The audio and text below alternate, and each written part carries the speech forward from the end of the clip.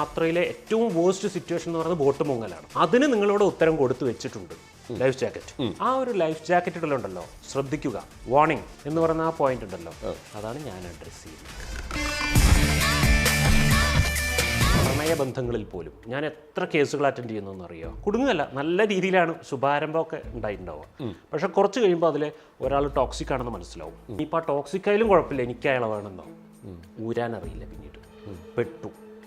ഈ ചൂണ്ട കൊക്കി പോലെയാണത്, അത് കുടുങ്ങിയതിന് അഴിയില്ല. പ്രണയിക്കുന്നവരോട് പോലും ഞാൻ പറയാറുണ്ട്, നിങ്ങളത് ഒരു ദിവസം അത് ഫ്ലോപ്പായാൽ അന്ന് ഇറങ്ങിപ്പോവൽ എങ്ങനെയാണെന്ന്.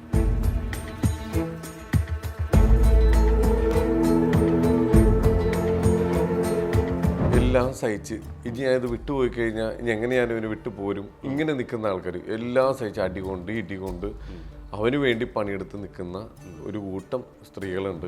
നമ്മളൊക്കെ വിചാരിക്കും ഇത്രയും കഷ്ടപ്പെടുന്ന എന്തിനാ, അതൊന്നും വിട്ട് അടുത്ത ഓപ്ഷൻ നോക്കിക്കൂടെ. ഈ പറഞ്ഞത് മുഴുവൻ സ്ത്രീകളായിരിക്കില്ലേ? ജീവിതകാലം മുഴുവൻ അവരെ വെള്ളം കുടിപ്പിച്ചുകൊണ്ടിരിക്കുന്ന ടോക്സിക്കായ സ്ത്രീകളുടെ കയ്യിൽ പെട്ടുപോയ ആണുങ്ങളെയും എനിക്കറിയാം. ചാനൽ തുറന്ന് പറയുന്നില്ല, കമ്മ്യൂണിക്കേറ്റ് ഇത് തുറന്ന് പറയുന്ന ഒരാളുടെ ഒരു പ്രശ്നമില്ലാത്തൊരു മനുഷ്യനും ഡിപ്രഷൻ വരാം, എനിക്കും ഡിപ്രഷൻ വരാം, നിനക്കും ഡിപ്രഷൻ വരാം. ബയോളജിക്കൽ റീസൺ ആണ്, നമുക്ക് തടയാൻ പറ്റാത്തൊരു ഡിപ്രഷനാണ്.